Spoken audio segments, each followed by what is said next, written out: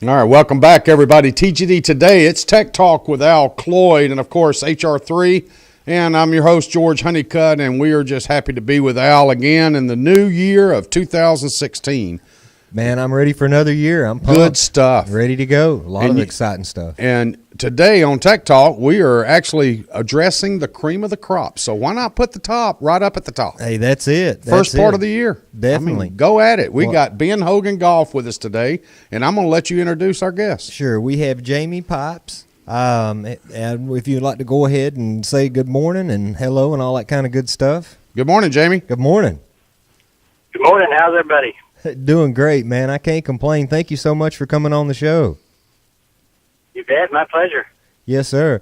So I understand you guys are getting wound up for the PGA show in Orlando. Yes, we are. We're pretty excited. We have some new product coming for 2016. Yep.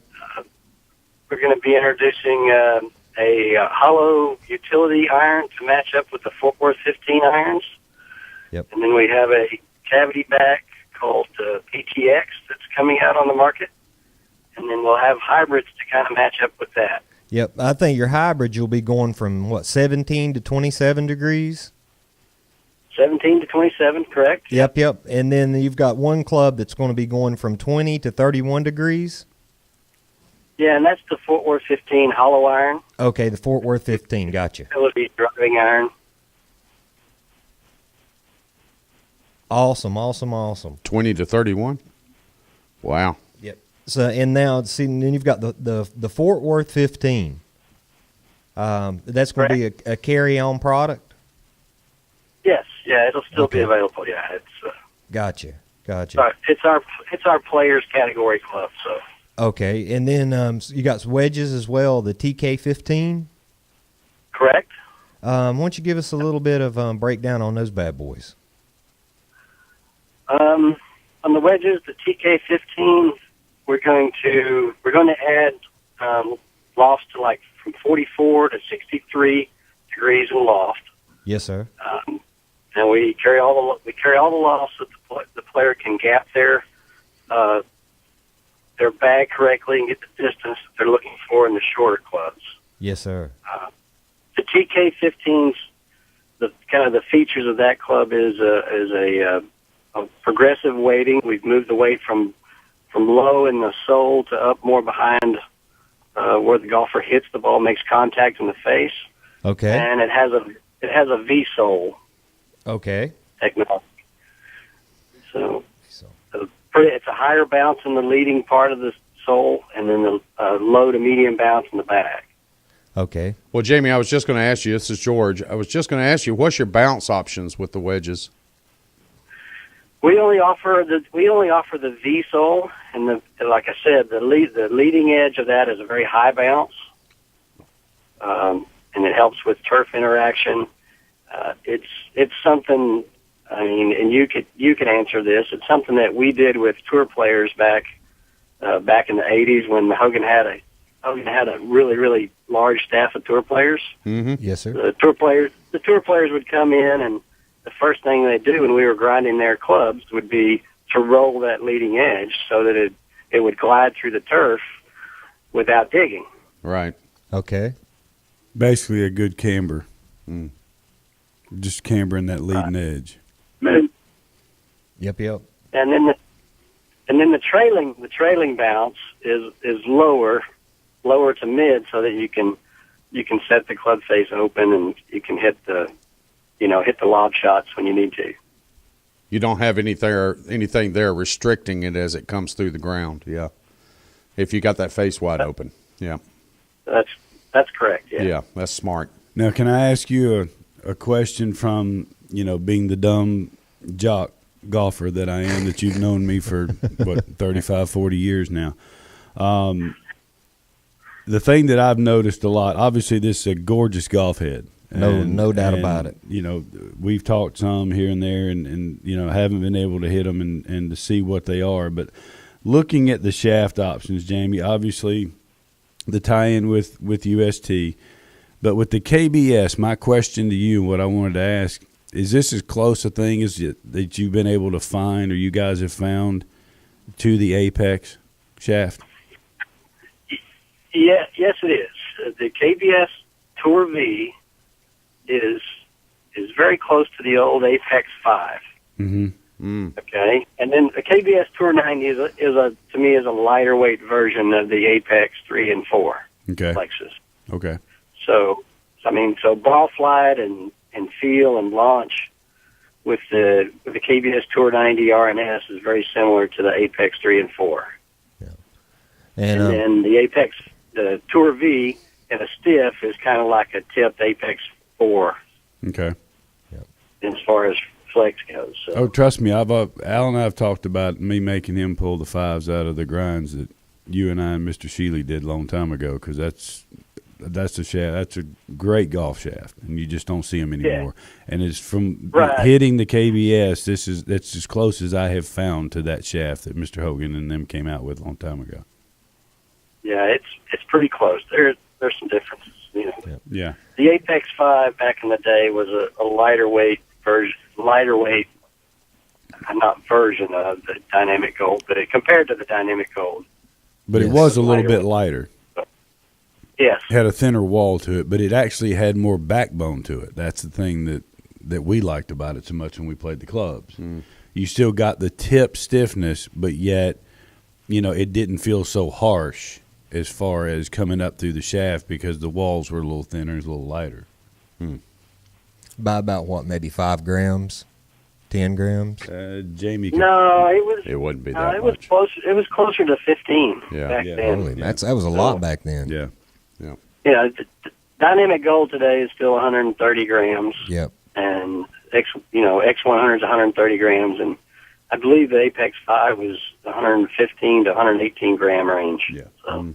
They were kind of ahead of the game before a lot of people knew it. Then that's interesting. Yeah, Mr. Hogan, you know, kind of pushed the limits with a lighter weight shaft. So interesting, very interesting. Before it's out, so.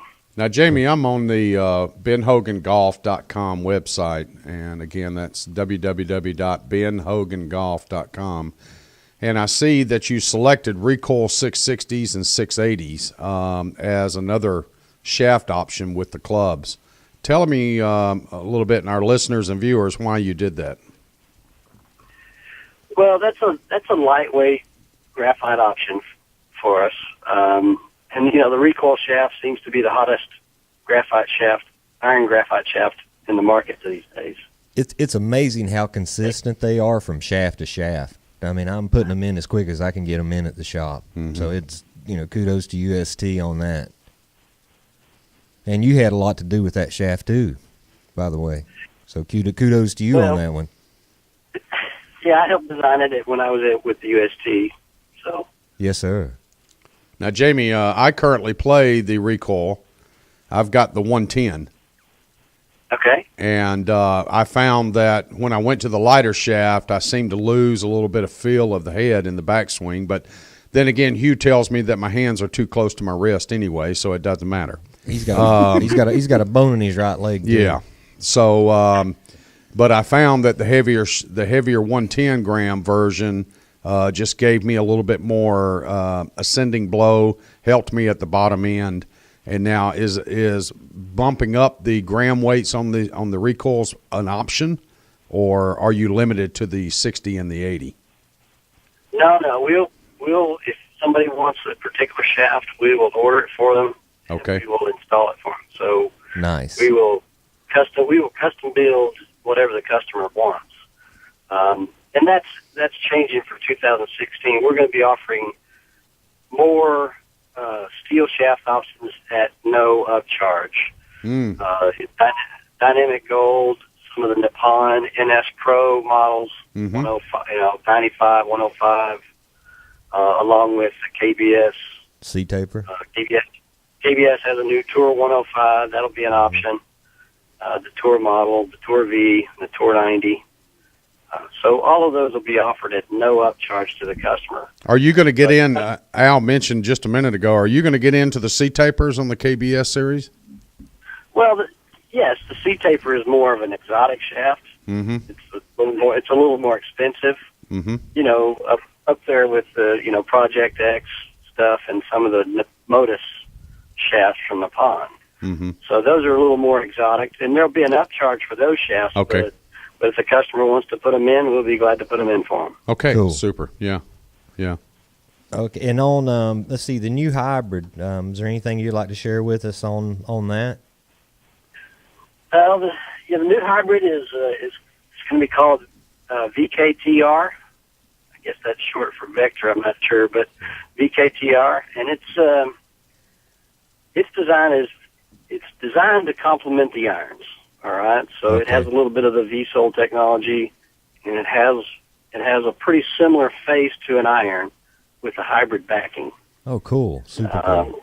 And then we have more adjustable weight capabilities than any other hybrid in the marketplace. We have one weight that's like 18 grams, and we have three other ports with 2 gram weights in them, and you can move that weight to the heel or weight to the toe, and move it to the heel will help you draw a little bit more, and you move it to the toe will help it keep it from drawing so much. Right.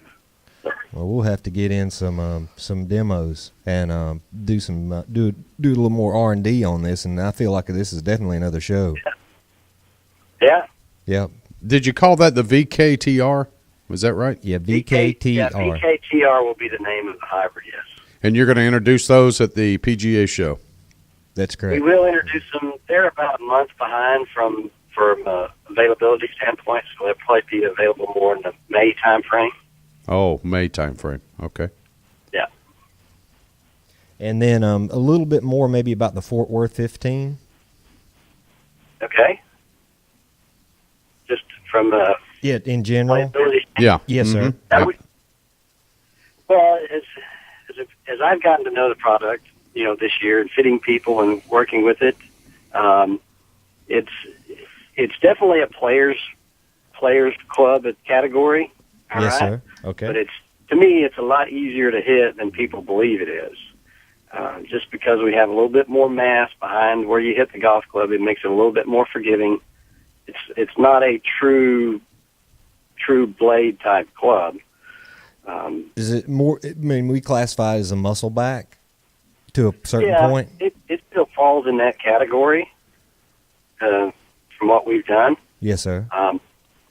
But to me, it's a little bit more forgiving. I got you. Kind of between a muscle back and a cavity back. Right. The misses are the main thing. When the golfer misses it, they still get the carry out of it, just because we have a little more meat behind where the golfer's hitting the ball I'm with you. Okay. when they hit it high on the face. So Nice. Very nice. Now, Jamie, I'm going to give you the 15 handicapper question. Okay. okay, You ready? I'm ready. Custom bag tags. Explain what Okay. that is. Well, that's me trying to guess how far the golfer can hit it. Got it. Well, interestingly, I use this as a transition, bud. Right. So what we've done is in the beginning we provided the customer with 2 bag tags. Uh-huh. Okay, and with one bag tag we actually put the yardages that the golfer could expect to hit the clubs, Right. and that's just me kind of doing some averages, or the company we kind of look at the data that we have from testing, and we try to put a guesstimate of what that customer should be able to hit their golf club. Is that based off their handicap or their club head speed, or what is that based off of? Based off of their club head speed and what they put into our online fitting. Okay. All right. Well, we all know that